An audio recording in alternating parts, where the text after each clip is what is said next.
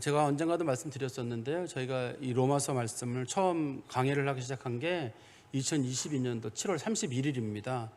그러니까 오늘이 꼭 1년쯤 되는 그 시점입니다. 그때 제가 이 말씀을 전하게 된 이유 중에 한 가지가 당시에 갈라디아서를 전하고 있었거든요. 갈라디아서를 전하다가 믿음에 대한 강조들을 여러 차례 하게 됐어요. 근데 어떤 분들이 목사님은 왜 이렇게 믿음에 대한 강조만 하실까? 저걸 너무 강조하게 되면 행함에 대한 역할이 좀 이렇게 약화되는 게 아닌가, 그리고 그런 걱정을 하시는 분들이 좀 계셨어요. 제가 이 로마서 말씀을 처음부터 끝까지 잘 전하고 나면 성도들이 좀 믿음에 대한 걸 좀 확고하게 알게 되겠다. 그래서 제가 이제 당시에 로마서를 전하기로 이제 마음을 먹었습니다. 기독교 신앙을 한마디로 정의 내린다면 믿음이 가장 중요한 가치예요. 근데 어떤 분들은 그래도 하나님 살아계신 게 더 중요한 가치 아니냐? 중요한 가치죠, 그것도요.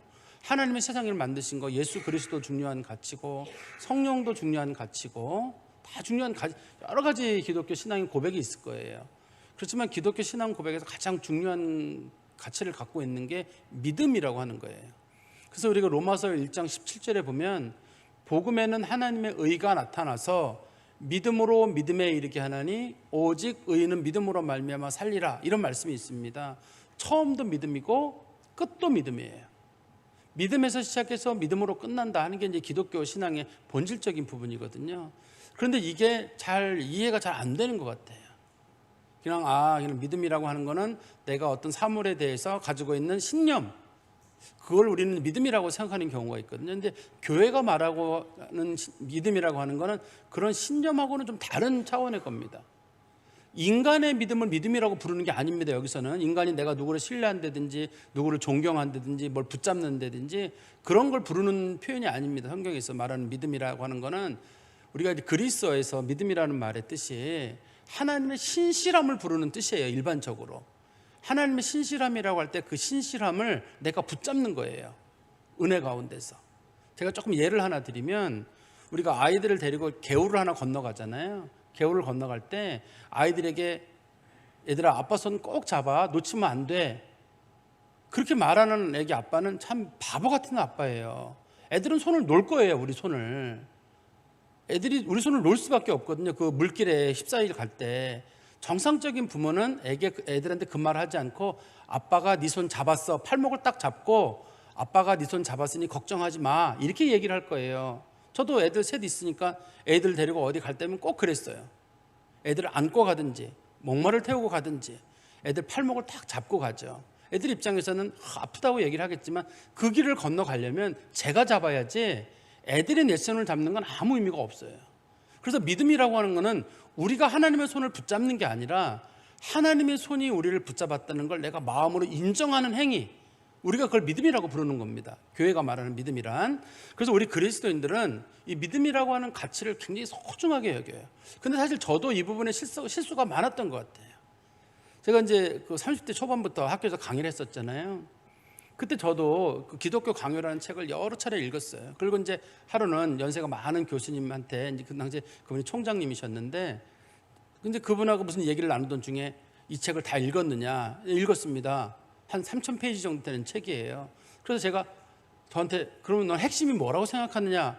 하나님의 절대 주권 같습니다라고 했더니만 다시 읽어라 그러시더라고요. 그래서 다시 또 읽었어요.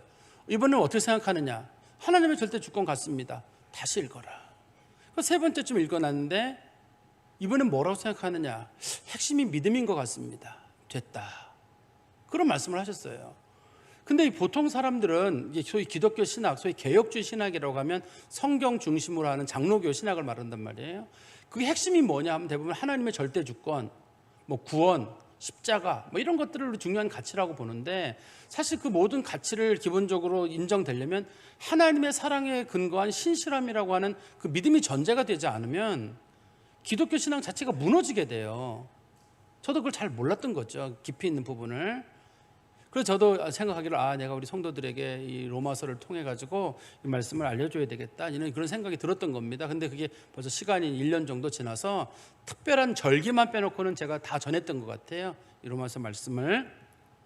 제가 좀 서론을 말씀드리면 이제 로마서 1장부터 시작해서 15장까지 제가 좀 조금만 정리해서 말씀드릴게요. 거기 보면 사도 바울이 로마서를 기록했는데 기록한 장소는 안 나옵니다. 여기서 로마서는 안 나오지만 사도 바울이 로마서를 그래도 기록하려고 하는 그 시점쯤에 어디 있었느냐, 그리고 오늘 본문에 보면 그 기록할 때 사도 바울에게 도움을 준 사람들의 명단이 나오거든요.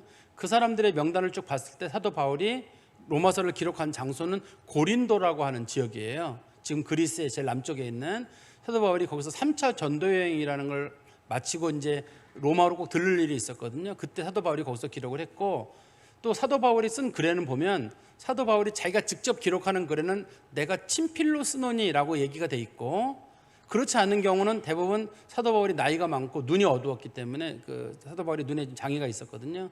그래서 누군가에게 이걸 받아 구술하면 적는 서기가 있었습니다. 오늘 본문에서는 그 사람의 이름이 22절에 이 편지를 기록하는 나 더디오도라고 하고 있거든요.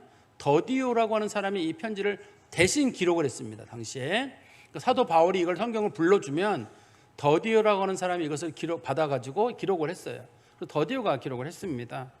그러면 로마서는 왜 기록이 됐느냐? 기록한 목적은 크게 두 가지예요. 하나는 사도 바울이 고린도에 있을 때 자기 인생이 거의 끝나간다는 사실을 알고 있었어요. 하나님께서 주신 특별한 계시도 있고, 또 많은 선지자들, 당시에 말하는 선지자들은 구약의 선지자들이 아니라 신약 시대에 하나님의 특별한 예언의 은사를 받고 있던 사람들이 있거든요. 그 사람들이 사도 바울에게 얘기하기를 당신이 죽을 날이 얼마 안 남았다, 당신이 로마나 예루살렘에 가면 고난을 많이 겪을 것이다, 이 얘기를 듣는 순간에 그럼 내가 죽기 전에 뭘 해야 될 것인가, 세상 끝으로 가야 되겠다, 그런 생각이 들었어요. 예수님께서 그런 말씀하셨잖아요. 너희들 세상 끝으로 가서 땅 끝까지 복음을 전하라고 했는데, 그럼 땅 끝이 어디냐? 당시의 사람들이 생각한 땅 끝은 스페인이에요. 성경에서는 그걸 서바나라고 하거든요. 사도 바울이 서바나에 가서 복음을 전해야 되겠다고 마음을 먹었는데 그 비용이 없어요. 이미 예루살렘 교회 성도들이 어려웠기 때문에 그 성도들을 도와주는 일을 하는 바람에 자기가 가졌던 선교 비용을 다 썼거든요. 그래서 로마 교인들에게 내가 서바나로 가는데 그 비용을 좀 대달라, 그게 이제 로마서를 기록한 목적이 첫 번째예요. 1차 목적이고, 두 번째는 이 로마라는 교회 자체가 중요 인물, 베드로나 요한이나 사도 바울이나 바나바 같은 중요 인물에 의해서 세워진 게 아니라 거의 자생적 교회 형태로 세워진 교회입니다. 그런 형태로 교회가 세워졌기 때문에 그것도 사도 바울이 봤을 때 마음에 큰 걱정거리가 돼요. 사실 우리나라도 기독교가 자생적 기독교 중에 한 가지입니다. 선교사들이 우리나라 들어와 보니까 예수 믿는 사람이 있었어요. 우리나라에 중국에 유학 같은 사람들이나 중국에 갔던 분들이 복음을 받아들이고 와서 교회를 세우고 있었기 때문에 선교사들이 와서 우리나라에서 복음 사역하기 좀 편했거든요. 로마 같은 경우도 사람들이 주로 예루살렘에 오순절에 갔다가 복음을 접했는지 로마 교인들이 신앙생활을 하고 있었어요. 그래서 사도 바울이 걱정이 뭐냐면, 지금 유력한 인물들이 그 교회에 세웠다 그러면 신앙적으로 탄탄한데 신앙적으로 탄탄하지 못하다는 생각이 드니까 사도 바울이 이 사람들에게 내가 뭔가 도움을 줘야 되겠다. 그걸 성경에서는 빚진 마음이라고 합니다. 나는 누군가에게 꼭 도움을 줘야 되겠다라는 마음을 늘 가지고 있는 거예요. 늘 내가 누굴 도와줘야 되겠다. 그런데 이 교회에는 내가 널 도와줄 수 있는 방법이 뭐냐? 복음이 무엇인지 제대로 알려주고, 그 다음에 그리스도인들은 어떻게 살아야 되는지에 대해서 삶과 윤리에 대한 부분도 내가 알려줘야 되겠다. 그래서 이 목적을 가지고, 두 가지 목적을 가지고 기록된 것이 로마서입니다. 그 로마서를 한마디로 딱 정의하면 이런 내용이에요. 복음을 믿어라, 이런 내용인데, 복음이라고 하는 건 뭐냐? 예수 믿고 천국 가라. 그게 복음의 핵심이에요. 우리는 그게 너무 단순해 보여가지고, 또 어떤 분들 좀 세련된 얘기를 원하시는 분들은 예수 믿고 예수에게 헌신하고 뭐 그런 거야지, 천국이 목표가 되면 안 된다, 너무 내세적인 종교다, 기독교가 너무 내세적인 종교가 되면 안 되고 기독교가 현실에 어떤 식으로든 기여를 해야 된다. 현실에 기여를 하는 것도 좋습니다만 기독교의 어떤 복음의 본질이라고 하는 것 자체는 예수 믿고 천국 가는 거예요. 그래서 우리가 사람들에게 복음을 전할 때에도 여러분 예수 믿으세요, 예수 믿으면 천국 갑니다, 이렇게 얘기를 하지, 거기다 예수를 잘 믿어야 갑니다, 제대로 안 믿으면 못 갑니다, 행함과 믿음이 균형을 이루어야 합니다, 사랑이 있어야 됩니다, 사랑이 없으면 여러분들 천국 못 갑니다, 예수 믿다가 신앙생활 어영부영하면 여러분 지옥 갑니다, 이런 얘기를 안 해요. 그건 복음이 아닙니다. 복음이라고 하는 거는 이게 단순해야 되잖아요. 복음이라고 하는 건 듣는 사람이 들었을 때 그래, 저게 맞구나, 쉽구나, 이래야지. 복음이라는 걸 알려줬는데 뭐 꼬불랑꼬불랑 글씨로 엄청 많이 기록을 해놓고 이거 해라 저거 해라 저거 하면 차라리 안 듣는 게 낫거든요. 그게 무슨 복음이 돼요. 복음이라는 말을 영어로 굿 뉴스라고 하잖아요. 들었을 때 진짜 쉽네, 누구라도 할 수 있는 거겠네, 그래야 되는 거죠. 똑똑한 사람만 알 수 있거나 자기 의지가 강한 사람들, 그런 사람들만 할 수 있다 그러면 그거는 복음이라고 보기 어렵고 자기 결단의 종교죠. 사실 우리 동양 종교의 특징 중에 대부분이 그런 거 아니에요? 내가 얼만큼 도를 닦느냐, 내가 얼만큼 자기 결단을 하느냐, 얼만큼 마음을 비우느냐, 그게 중요한 관점이라면 소위 기독교라고 하는 종교는 그런 걸 관점으로 두고 있지는 않아요. 그냥 너는 특별히 할 게 없고 예수를 믿기만 해라, 그러면 구원을 받는다, 천국에 간다, 이 내용이란 말이에요.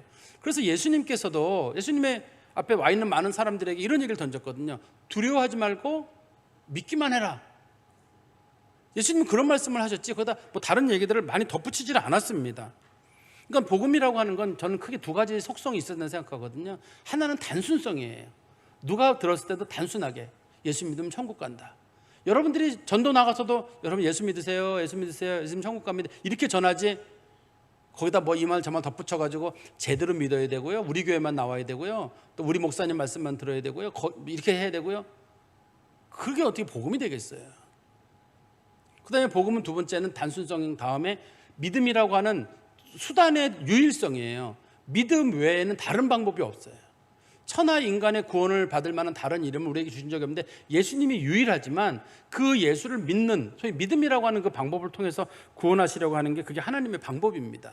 그러면 예수 믿고 천국 갑니다, 믿기만 하면 됩니다, 맞습니다. 그러면 많은 분들이 그거 너무 쉽지 않아요, 너무 쉬워서 복음인 거예요. 이게 어려워지면 복음이 안 돼요. 어떤 분들이 저는 그 정도 말고 이것도 붙이고 저것도 갖다 붙이고 저것도 갖다 붙였으면 좋겠습니다.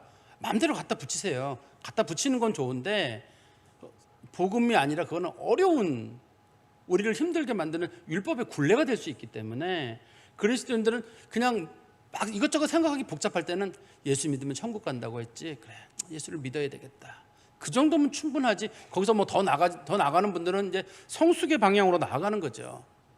어떤 사람이 사랑을 베푼다든지 구제를 많이 한다든지 선교를 한다든지 어려운 사람들을 많이 돌본다든지 이런 것들은 그 다음에 성숙의 부분인 거예요. 사랑 꼭 해야죠. 나눔도 꼭 해야 되고 용서도 해야 되고, 그렇지만 그거는 성숙의 과정인 거지 그게 구원에 관련된 부분은 아닙니다. 그래서 우리가 생각이 복잡할 때는 생각을 모아가지고 그래 도대체 기독교는 뭘 얘기하는 거야, 한마디로. 소위 우리가 기본으로 돌아가자는 말 있잖아요. 이걸 이제 라틴어로 아드 푼다툼이라고 하거든요.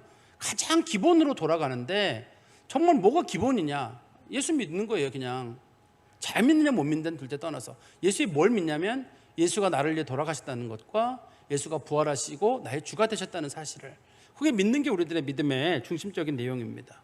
그리고 믿음 복음에는 하나님의 의가 나타났다라고 앞부분에 기록이 되어 있는데요, 하나님의 의라고 하는 건 뭐냐면 내 의가 아니라 하나님의 의예요. 대부분 사람들은 내 의를 강조하기 때문에 내가 뭘 해야 된다고 생각하거든요. 하나님의 의라는 말은 처음부터 끝까지 하나님의 주도가 되셔가지고 하나님이 하신 사건이라는 뜻이에요.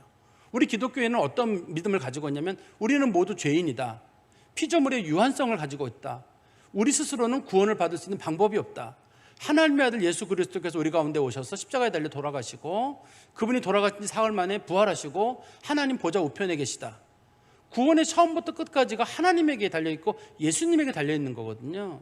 근데 간혹 어떤 분들이 그러면 그래도 내가 거기에 대해서 조금이라도 기여를 해야 되지 않느냐, 우리 그리스도인의 변화도 있어야 되고 성숙도 있어야 되고 내가 좀 세련됨도 있어야 되고 확실한 선행도 나타나야 되지 않느냐, 그런 것들은 소위 인간의 자기 의라고 불려지는 거예요. 복음에는 하나님의 의가 나타났다고 했지 인간의 의가 나타났다고 말하고 있지 않거든요.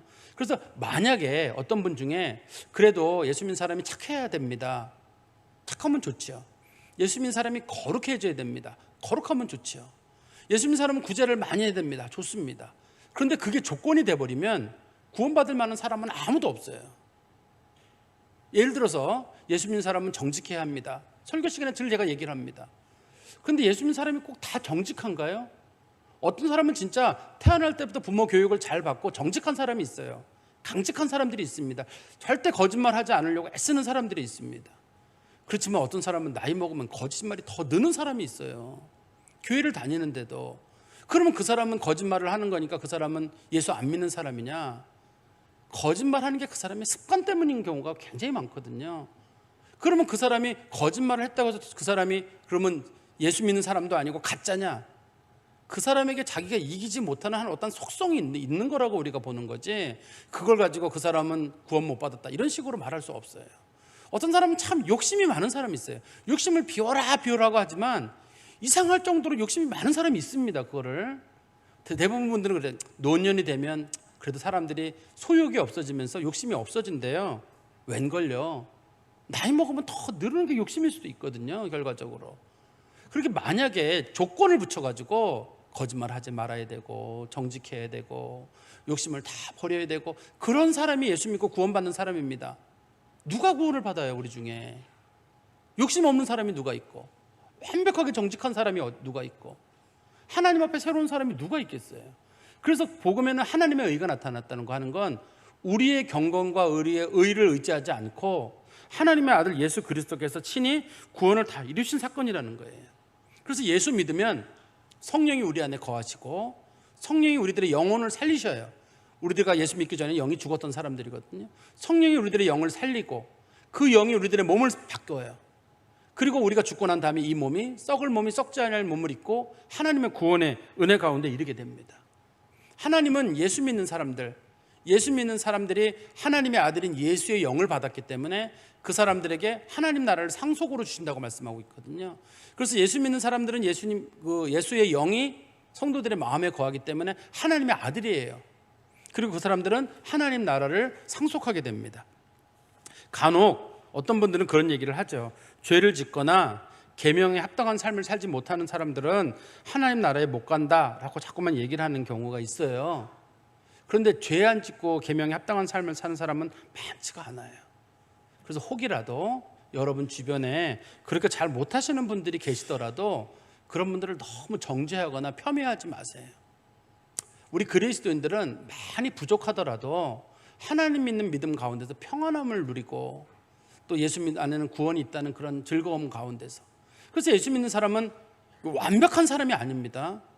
적어도 예수 믿는 즐거움은 갖고 그 다음에 자기 자신의 부족한 점을 봐야지, 간혹 우리가 조건을 붙이다 보니까 예수 믿는 사람들이 내가 하나님의 자녀라든지 예수 믿는다든지 구원의 확신이든지 이런 거 자체가 흔들려 버리게 됐어요. 제가 좋아하는 분들이면서도 동시에 싫어하는 분들이 경건한 분들일 수 있는데요, 경건한 분들은 내가 경건하기 때문에 다른 사람도 경건하기를 바라요. 저도 경건하는 거 좋아합니다. 그렇지만 경건이라는 걸 추구하는 분들일수록 경건하지 못한 사람들을 폄훼하는 경향이 있어요. 저런 사람들은 인간이 못된다는 식으로 얘기하는 경우가 있거든요. 근데 우리 교회는 그렇게 말하지 않고 예수 믿는 사람들이 일단은 구원에 이르렀으면 그 사람의 삶이 좀 떨어지더라도 그 사람의 구원의 문제는 최소한 흔들지 말아라. 이런 거랑 이해하시면 돼요. 간혹 어떤 분들이 애들 키울 때 농담 삼아 그런 얘기 하잖아요. 너 주워왔어. 주워왔다고 얘기를 하면 애들이 이제 철 들고 뭐 바짝 긴장하고 그래서 할 것 같아서 그런 분도 계시고, 또 아이들 놀리기 좋아해서 그렇게 하시는 분도 계신단 말이에요. 근데 그렇게 해서 뭐가 좋나요 도대체? 애가 마음속에 우리 어머니가 나를 주웠을지도 몰라. 늘 불안해가지고 어머니 보면 어머니 이거 좀 드세요. 저거 좀 드세요. 혹시도 어머니 눈 밖에 날까봐 노심초사하면 부모 입장에서 아우 자식 철 들었네 고맙나 이게 좋나요? 자식은 부모에게 소리도 좀 지르고 옷도 부숴 던지고 잘한 거 하나 없으면서도 큰 소리 치고 다녀야 그 자식 아니에요? 어떠세요 여러분들의 자식은? 저는 애들 셋 키우면서 그래요. 우리 애가 엉망인지는 모르겠는데 뭐 지네들 마음대로 놀아요. 자기들 그냥 한 것도 하나도 없으면서. 그게 이제 부모 자식 관계이듯이 하나님과 우리의 관계도 우리는 부족하더라도 어떻든 하나님은 우리를 버리지 않으시고 우리를 지켜주시고 나 같은 죄인도 용납해 주시고 자녀 삼아주신다. 이게 이제 우리들의 믿음의 근저가 돼야지만이 다른 부분에 좀 부족하고 그래 그때는 이제 세월이 지나면 자식도 철이 들잖아요. 내가 부모님 뜻을 거스르지 말아야 되겠다. 부모님 욕은 먹이지 말아야 되겠다. 그러면서 삶이 바뀌는 거잖아요. 신앙에서의 삶이 바뀌는 것도 그런 차원에서 봐야지 이거를 자꾸만 옆에 사람들이 윽박을 지르거나 겁을 주거나 불신을 심어줘가지고 그 사람이 늘 가슴 졸이며 살아가고 혹시 부모님이 나를 갖다 버릴래나? 아마 여러분도 그런 애도 있을걸요? 짐 챙겨가지고 친부모 찾는다고 나갔던 애들 아마 있을 거예요. 이 중에 있을 거예요. 제가 주변에도 저도 봤으니까요. 그게 뭘 좋은 일이냐는 거예요.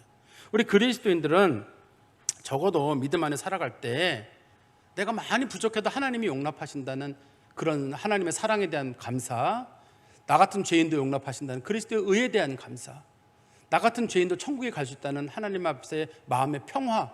이게 하나님의 나라는 먹는 것과 마시는 것이 아니라 인간의 어떤 경건의 모습이 아니라 하나님 안에서의 사랑과 의와 평강이니라 라고 말씀하신 게 성경이 그런 뜻입니다.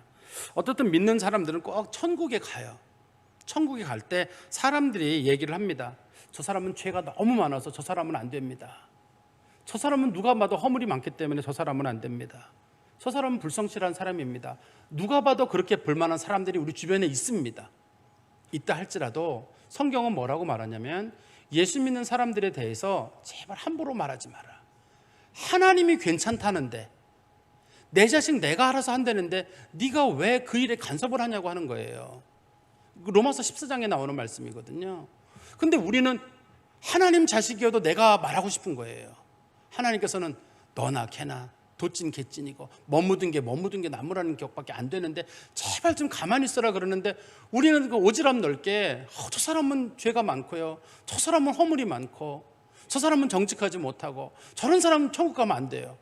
천국 갈 사람 못 사람을 누가 정합니까? 그럼 나는 갈 만한 사람인가요? 어떤 사람들이 목사님은 죄 안 지고, 그래요, 저 술 담배 어렵다 한 번도 안 하고 살았어요. 그러면 그 사람은 잘한 건가요? 사람 뒤에 들어가 보면 다 인간은 냄새가 나기 마련 아니겠어요? 드러난 죄가 있고 드러나지 않는 죄가 있는 것 정도의 차이점이에요. 신앙생활을 잘하는 사람과 못하는 사람의 차이점, 기준이 있습니다. 신앙생활을 제일 잘할 때는 내가 세상에서 가장 큰 죄인이라고 여겨질 때예요. 진짜 내가 허물이 많고 부족하구나. 그 신앙생활을 제일 잘할 때입니다. 신앙생활을 제일 못할 때는 어떤 때냐면 사람들이 눈아래 보일 때가 있어요. 내가 좀 괜찮은 사람 같을 때가 있어요. 적어도 아주 괜찮다는 아니라도 인간들을 줄을 쭉 세웠을 때 내가 그래도 최소한 51% 이상은 된다, 상위. 그런 사람이 있어요. 그럼 신앙생활을 못하는 사람이에요. 왜냐하면 그 사람은 하나님하고 멀어졌다는 뜻이에요. 하나님의 빛이 가까이 간 사람들은 자기 자신이 보이거든요. 하나님에게서 멀어진 사람은 다른 사람이 보여요. 그러니까 여러분들이 나의 모습을 보는 게 아니라 우리는 예수를 보는 사람들이잖아요. 하나님이 우리를 구원하시는 건 우리를 보고 구원하시는 게 아니라고 성경이 말해요. 우리를 구원하신 예수가 우리를 감싸 안고 있거든요. 그래서 하나님은 마치 선글라스를 끼신 것처럼 우리를 보는 게 아니라 우리만 보면 예수가 보이는 거예요. 우리를 싸고 있는 예수의 피가 보이는 거예요. 그래서 사람들이 저 사람 안 돼요 그러면 그 사람이 안 보이고 그 사람 속에 예수가 보이는 거예요. 그래서 하나님이 용납하시는 거거든요. 하나님이 용납하시고 용서한 사람을 사람들이 죄를 정하지 마라. 성경이 가르치는 가르침입니다. 그리고 우리 오늘 본문에 이제 말씀에 가보시면 여기까지가 얘기를 하다 보면 많은 분들은 그러면 믿기만 하면 천국 가고 이제 다 끝나는 거군요. 나는 복음의 확신 가운데 살겠습니다라고 하는데 사도 바울이 걱정이 뭐냐면 이제 이 교회에 어려움이 올 거예요. 당시에 거짓 교사들이라고 불려진 사람들이 곳곳에 돌아다니면서 교회를 교란시키는 일들을 했었거든요. 이 사람들은 분명히 예수 믿으면 천국 간다라고 배웠는데 그 유대교 사람들, 유대교에서 기독교로 온 사람들이 뭐라 그랬냐면 예수 믿고 천국 가는 게 아니라 천국 가려면 유대인이어야 돼, 할례를 받아야 돼, 경건한 삶을 살아야 돼, 율법을 잘 지켜야 돼, 절기를 잘 지키고 음식도 조심해서 먹어야 돼, 그래야만 천국 갈 수 있어 라는 이런 식의 얘기를 교란하는 사람들이 교회에 등장하게 됩니다. 또 한 부류의 사람들은 아직까지는 등장하지 않았습니다만 소위 영지주의자들이라고 하는 사람들이 이 교회에 등장하게 돼요. 이 사람들은 뭐냐면 자기들만이 진리를 가지고 있어요. 그래서 자기들은 진리를 가지고 있기 때문에 죄를 저질러도 괜찮아요. 그래서 영지주의자들의 폐해는 뭐였냐면 사람들에게서 윤리적 가치들을 배제시켜버리게 만들었어요. 왜냐하면 자신들은 특별한 진리를 가지고 있기 때문에 자신들은 아무런 잘못을 저질러도 죄가 안 돼요. 그러니까 지금 그 영지주의자들의 영향을 받은 사람들이 신천지 같은 사람들이에요. 그 교주가 별짓을 다 해도 양심의 가책이 일절 없잖아요. 나는 진리를 가지고 있고 나는 욕심을 부려도 되고. 다른 그 이단 종파들의 특징 중에 대부분이 그런 거, 양심의 가책이 일절 없습니다. 그분들이 왜냐하면 진리는 나만 가지고 있고, 우리 14만 4천이라고 불리면 우리만 구원받고 나머지 사람들은 구원을 못 받고, 이게 소위 분파주의, 섹테리안이라고 불려지는 사람들의 문제점인데요. 사도 바울이 볼 때 그런 것들이 향후 이 교회 가운데 많이 드러날 거기 때문에 우리 한번 17절에 보십시오. 형제들아, 내가 너희를 권하노니 너희가 배운 교훈을, 지금 자기가 얘기했던 복음이 이 배운 교훈입니다, 거슬러 분쟁을 일으키거나, 이게 유대주의자들이나 혹은 거치게 하는 자들, 아까 말씀 영지주의 같은 사람들이 나타날 건데, 그 사람들을 살피고 잘 보라는 거예요. 그냥 봐서는 안 보이고 잘 봐라. 눈을 잘 집중하고 그 사람들을 보고, 그리고 그들에게서 피해라. 도망가라는 뜻이라기보다는 아예 기피하고 멀리해라, 이런 뜻이에요. 이단적인 사상들이 왔을 때 그리스도인들이 멀리해야 된다. 그런데 그 사람들이 어떤 특성을 가지고 있냐면 18절입니다. 이 같은 자들은 우리 주 예수 그리스도를 섬기지 아니하고 다만 자기들의 배만 섬기나니. 말로는 예수 얘기하는 거예요. 말로는 복음 얘기를 하는데 알고 보면 그 사람들은 전부 자기 이익 챙기고 자기 욕심 챙기고 돈 챙기고, 그거 다 가짜들이에요. 어떻든 자기 이익을 취하려고 하는 사람들은, 그 사람들은 다 가짜들이에요. 자기 이익을 챙겨가지고 사람들에게 자기가 인정받으려고 하고, 그런 다 가짜들이에요. 예수님을 높이는 건 진짜지만 자기가 조금이라도 인정받고, 그래서 우리 중에 누구라도 이름이 크게 나거나 사람들이 막 알아주거나, 그거는 기독교인들에게는 독약과 같아요. 별로 좋은 건 아닙니다. 그런데 그 사람들에게 사람들이 왜 많이 넘어갔냐면, 교활한 말, 이 교활이라고 성경이 번역을 했지만 사실은 유창한 언변이에요. 말을 너무 잘해요. 그래서 사람들이 그 사람 말을 들으면 쏙 넘어가게 되는 거예요. 하나님의 나라는 말이 있지 않냐고 능력이 있다고 했는데, 예수님께서도 그런 마찬가지였거든요. 너희들 말로만 하지 말고 능력을 한번 보여라. 사도 바울도 마찬가지예요. 능력을 보여라, 진짜라면. 근데 대부분 사람들은 말로만 유창하게 사람들이 넘어가는데 세월이 지나고 나면 다 거짓말이에요. 근데 그때는 그게 옳은 줄 알고 유창한 언변에 넘어가는데, 그게 소위 성경에서는 교활이라고 좀 번역을 한 거죠. 그러니까 말 잘하는 사람이라고 해서 따르지 말고 조심해라. 두 번째는 아첨하는 말로 순진한 사람들의 마음을 미혹한다. 이 교회 성도들을 사도 바울은 순진하다고 봤어요. 순수와 순진이 좀 다르죠. 순수는 나이가 먹어도 변함없는 깨끗한 마음이 순수라면, 순진이라고 하는 건 아주 좀 약간 어린아이 같은 표현으로 아직까지 뭔가를 잘 모르는, 로마 교회가 세워진 지 얼마 안 되는 교회이기 때문에 사도 바울은 이 교회를 순진한 교회라고 봤습니다. 그런데 그 교회 성도들을 어떻게 하냐면 아첨하는 말을 하는 거예요. 아첨이라는 말과 칭찬이라는 말은 다릅니다. 칭찬은 그냥 그 사람을 있는 그대로 얘기하는 거예요. 예를 들어 집사님이 앞에 앉았다 그러면 제가 집사님 참 예쁘네요, 이건 칭찬이에요. 근데 아첨은 그 말을 해가지고 내가 저 사람의 마음을 얻으려고 한다든지, 내가 다른 목적을 가지고 뭔가를 말한다, 그건 아첨이에요. 그러니까 순수하게 칭찬하는 건 있을 수 있는 일이죠. 근데 상당수의 말들은 아첨이 들어있어요. 당시에 어떤 거냐면, 당시에 교회들이, 새로운 교사들이 왔는데 그 사람들이 분명히 저 사람이 잘못하고 있는데도 잘한다고 얘기해 주는 거예요. 그러니까 사람들이 그 사람 말에 자꾸만 넘어가는 거예요. 그 사람이 진짜 잘한다고 하는, 진짜 얘기하는 줄 알고. 그러다 보니까 그 사람 말을 자꾸 듣다 보면 진실이 안 보이고 거짓만 보이는 거죠. 제가 예를 하나 드리면 여러분들 좀 이해가 되실 것 같아요. 어떤 경우냐면, 우리가 영어에서 우리 아이들을 키우는 엄마를 마미라고 불러요. 마미라고 부르고, 아이들 돌봐주는 유모를 낸이라고 부릅니다. 마미는 M으로 시작해서 전부 M자만 나오는 거고, 낸이라는 말은 N자만 나오거든요. 발음이 비슷해요. 마미와 낸이가 비슷한데, 한 10여 년 전쯤인 것 같아요. 미국에서 그게 한번 뉴스가 돼가지고 그 뉴스에 나왔던 기억이 나요. 애가 엄청 부잡하고 잠을 못 자는 애예요. 그런데 낸이가 보면, 엄마가 보면 아무튼 애가 잠을 못 자는데, 낸이, 그 유머가 보면 애가 너무 잠을 잘 자는 거예요. 그래서 왜 이렇게 잘 자나고 CCTV를 엄마가 돌려보니까 내니가 애기한테 수면제를 먹이는 거예요. 그러니까 내니는 애를 보는 게 너무 쉬워요. 좀 울다 싶으면 수면제를 먹이면 되거든요. 근데 엄마가 애기 아무리 운다고 해가지고 내가 요놈에게 꼭 수면제를 먹여 재워야 되겠다. 혹시 여기 부모님 중에 애들에게 수면제 먹여보신 분 계세요? 잠 안 잔다고 해가지고 뒤에 가가지고 우리 애가 잠이 없다, 너 안 자면 가만 안 둔다, 빨리 안 자면 내일 뭐 한다, 뭐 여러 가지 윽박도 지르고 협박도 하지만 수면제를 먹일 정도는 아니거든요, 부모는. 근데 내니는 잔소리를 일절 안 해요. 애가 딱 울면 우유에다가 딱 먹이는 거예요. 때리지도 않고 소리도 안, 윽박도 일절 안 질러요. 그러니까 사람들은 이게 좋아요. 소위 기독교가 잘못하면 민중의 아편이 오피움 데스 폴케스라 그래서 민중의 아편이 되는 수가 있습니다. 잘못하면 그 얘기를 자꾸 듣게 돼가지고 사람들이 거기에 무뎌져가지고 저게 옳은가? 그런 식이 될 수가 있어요. 실제로 이 잘못된 얘기들을 자꾸만 듣는 순간에 사람들이 이 본문에서 말하는 아첨에 넘어가가지고 자신들의 영혼을 팔아버리는 수가 있거든요. 사도 바울이 그걸 조심하라고 하는 거예요. 이단의 가르침들을 조심하라고 분명히 얘기를 하고 있습니다. 그래서 다시 성경으로 가보시면 19절입니다. 너희의 순종함이 모든 사람에게 들리는지라 그러므로 내가 너희로 말미암아 기뻐하노니 너희가 선한 데는 지혜롭고 악한 데는 미련하기를 원한다. 제발 하나님 말씀 듣고 복음 따라가는 일에는 지혜로운 사람이 되되 악한 가르침이거나 윤리적으로 너희를 타락하게 만드는 가르침이 있거든 거기에는 미련한 사람이 되어라. 이거는 아담과 하와가 선악과를 따먹은 얘기를 비유로 설명한 겁니다. 아담과 하와가 선악과를 왜 따먹었냐면 하나님은 절대 선악과를 따먹지 말라고 했거든요. 근데 아담과 하와 입장에서는 보기만 해야 되겠다. 보기만 했어요 처음에. 근데 보다 보니까 먹음직해요. 한 입만 먹어봐야지. 이게 그래서 이 사람들이 문제가 생긴 거잖아요.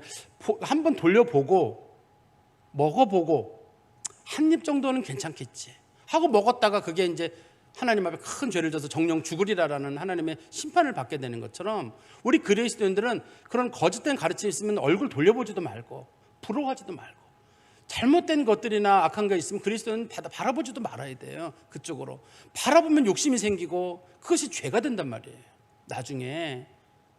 그래서 본문에서 말하는 선한 데는 지혜롭고 악한 데는 미련한 자가 되라는 말은 악한 것들이 있으면 보지도 말아요. 누가 뭐라 그러면 난 관심 없다. 이단의 가르침들 같은 거에 대해서도 마찬가지겠죠. 20절입니다. 평강의 하나님께서 속히 사탄을 너희 발 아래에서 상하게 하시리라. 이거는 창세기 3장 15절에 나와 있는 소위 기독교의 처음 복음이라고 말하는 원복음에 관련된 거예요. 하나님께서 말씀하시기를 아담에게 말씀하신 거거든요. 후에 여자의 후손이 올 것인데 여자의 후손이 뱀의 머리를 상하게 할 것이다. 예수께서 오셔서 사탄의 권세를 깨뜨리실 것이에 대한 예언이 창세기 3장 15절에 나와 있거든요. 그 말씀을 하시면서 향후 교회가 많은 어려움을 겪게 될 것이고 박해도 당할 것이다. 그렇지만 걱정하지 말아라. 내가 속히, 이건 속히라는 표현이 있잖아요. 속히 사탄을 너희 발 아래에서 상하게 할 것이다. 사탄의 권세를 내가 무찌르고 너희들로 하여금 승리하게 할 것이니 그것 때문에 두려워하지 마라. 이렇게 성경이 설명하고 있습니다. 어떻든 간에 우리가 그리스도인들이 조심해야 될 것이 이단의 가르침들이에요.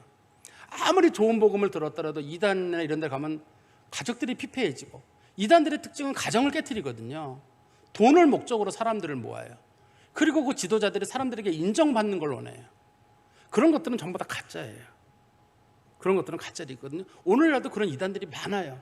그래서 제가 우리 교인들에게 부탁드리는데 혹시라도 여러분들이 어느 집회에 갈 일이 있으실 때 꼭 교역자들에게 좀 문의를 해주세요.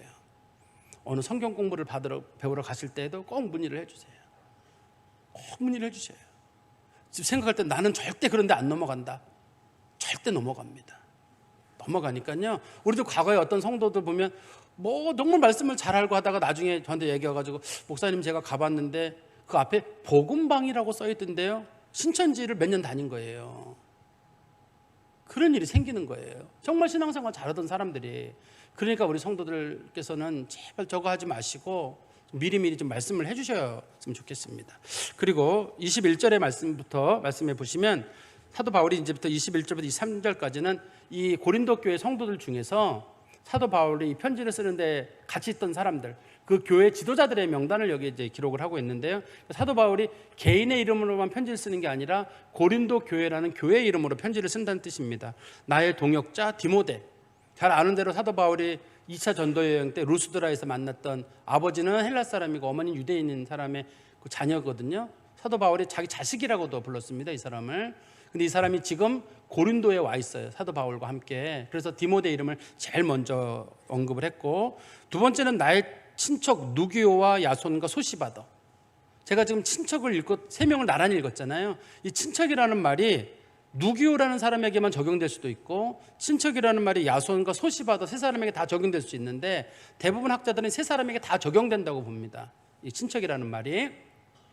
그러면 이 친척이라는 말이 그 적용되는 사람 첫 번째 누기오가 누구냐면 우리가 마태복음, 마가복음, 누가복음 쓴 누가복음 있잖아요.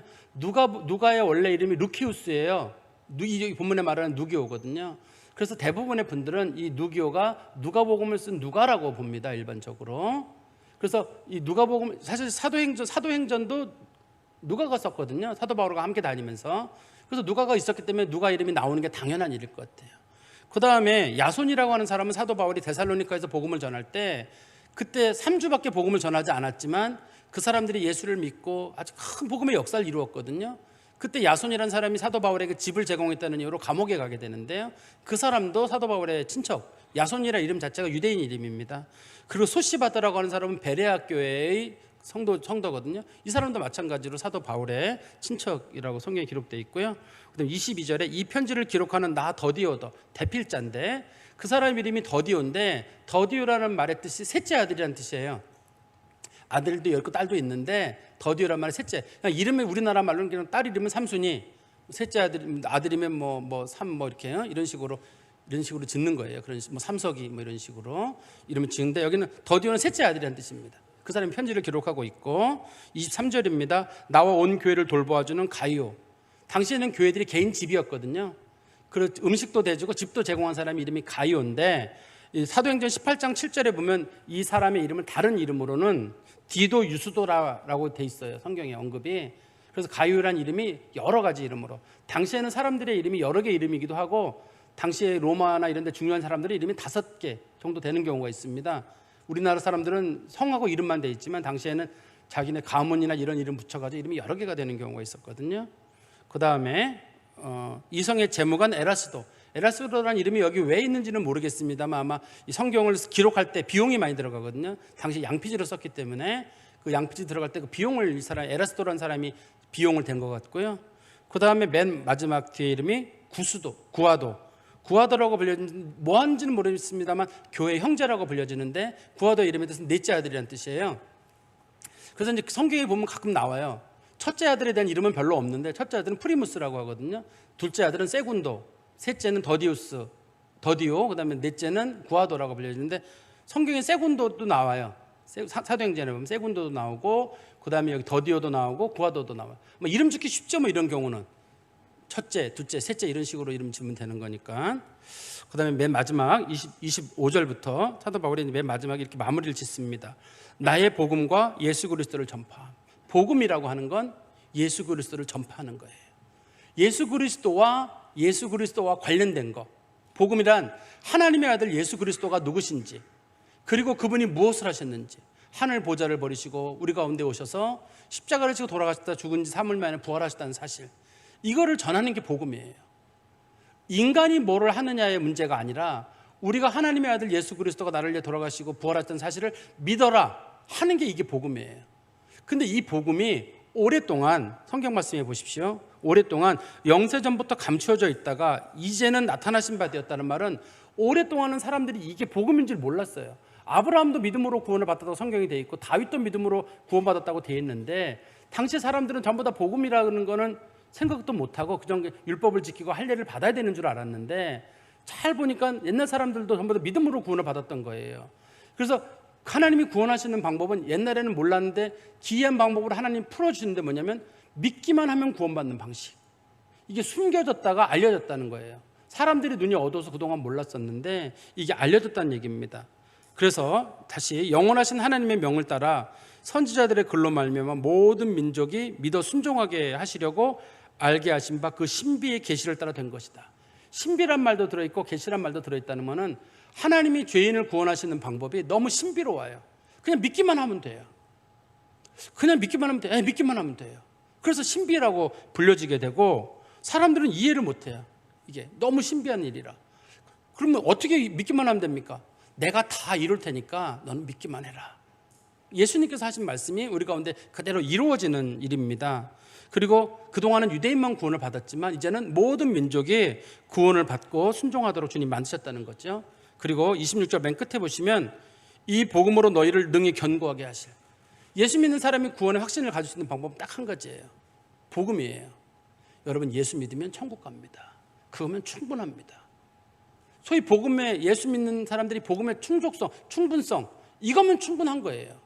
사도 바울이 이거에 대해서는 갈라디아서 1장에서 뭐라고 말했냐면 예수 이름을 믿으면 구원을 받는데 누가 거기다가 다른 조건을 집어넣는 사람이 있으면 비록 그가 하늘에서 온 천사라 할지라도 그가 저주를 받을 것이다. 이렇게 얘기를 했어요. 그러니까 우리가 뭔가를 자꾸 거기다 붙이지 마시고, 복음 그러면 예수 믿는 거, 예수 믿으면 천국 가는 거, 내가 죽는 그 순간에도 내 자신을 보지 마시고 나는 예수를 믿어. 그러니 하나님 나를 받아주실 거야. 주여 믿습니다. 그거면 되는 거지. 사람들이 더 그런 식으로 하면 못 갈 것 같은데. 그러니까 장로님, 권사님들도 죽음 앞에 자꾸 두려워지는 거예요. 예수 믿는 거 조금만 믿음도 하나님 구원하신다는데 그것만 믿고 가면 되는데. 그래서 복음을 알게 되면 복음이 하나님 앞에서 우리를 견고하게 하시고, 27절입니다. 지혜로우신 하나님께. 하나님을 지혜롭다는 말은 이게 하나님의 지혜 방법이에요. 우리에게 믿으라고 하지 아니하시고 하나님의 아들이 친히 오셔서 우리를 구원하시고 믿기만 하라고 하는 것. 사람에게는 이게 어리석음이지만 하나님은 지혜예요. 하나님의 어리석음이 사람의 지혜보다 난데 하나님의 지혜는 사람의 지혜보다 당연히 낫겠죠. 하나님의 지혜로 우리가 구원을 받습니다. 그리고 맨 마지막입니다. 예수 그리스도로 말미암아 영광이 세상 무궁토로 있을지어다. 우리를 구원하신 하나님과 예수 그리스도께 영광을 당연히 돌리는 게 좋죠. 만약에 그분이 없었더라면 우리는 죽었을 것입니다. 말씀의 결론을 맺으면 하나님께서는 구원 얻는 길을 우리에게 딱 한 가지 주셨어요. 예수 믿고 구원받아라.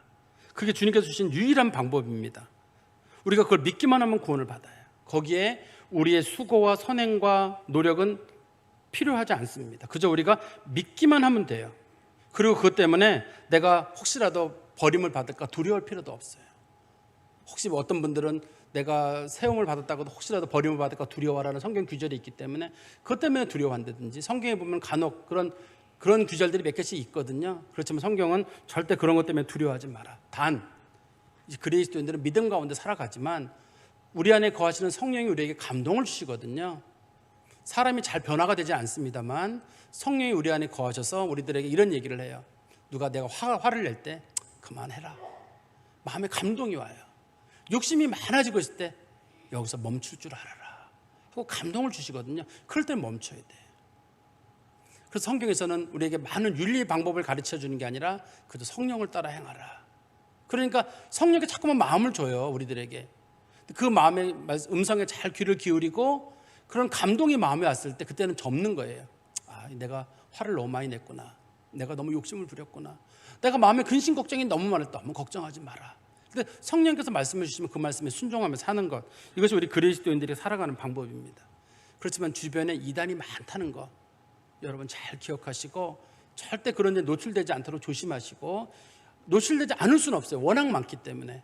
그런 일 있을 때는 우리 교역자들과 함께 상의해 주시기를 간절히 소망합니다. 기도하겠습니다. 하나님 아버지, 주님 안에 감사합니다.